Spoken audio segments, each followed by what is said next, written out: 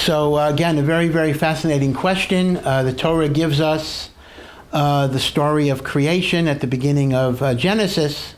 And the question is, how literal is that intended to be? The truth of the matter is, I have to be honest, certainly most commentaries and most rabbinical literature does assume that it's a very literal story.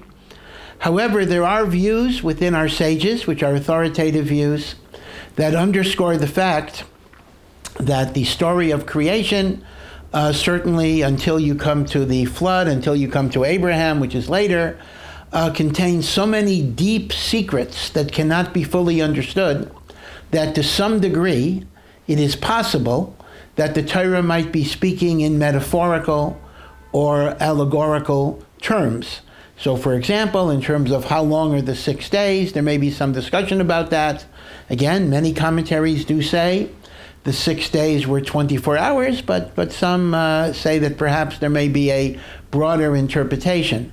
I do want to point out one general idea that I think is very helpful, both in terms of understanding the Genesis narrative and understanding the whole Torah.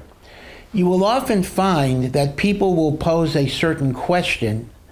Is the Torah speaking historically, or is the Torah speaking metaphorically? As if to say, these are two mutually exclusive alternatives, metaphor or history. And in truth, that may very well be a false dichotomy. Because even when the Torah is speaking in a literal historical mode, ultimately it is explaining and expressing metaphors for spiritual archetypes. So for example, as a believing Jew, I certainly believe that Avraham, Yitzchok, and Yaakov were literal people who are the founders of the Jewish people. I certainly believe that we were slaves in Egypt and God took us out of Egypt. At the same time, we also underscore that the Avot and the Imahot are prototypes of spiritual forces.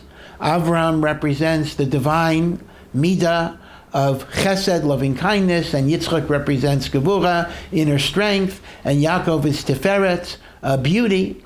And Yetziat Mitzrayim is a prototype for the slavery and the bondage of the neshama in all of the spiritual temptations of the world. So consequently, the notion that history and metaphor are mutually exclusive is simply a false dichotomy, because the history itself is metaphorical for higher and deeper spiritual truths.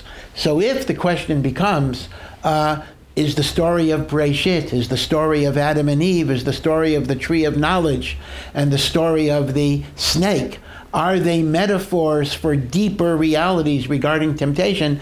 The answer is most certainly yes, but that does not at all negate their literal meaning as well. The Torah, in effect, uses history as metaphor for deeper spiritual principles that permeate the deep structure of the universe. Moment of Wisdom. Sub-brief and life-changing moments. Join us. Subscribe to Moment of Wisdom channels on YouTube, Telegram, Facebook, Instagram, and WhatsApp.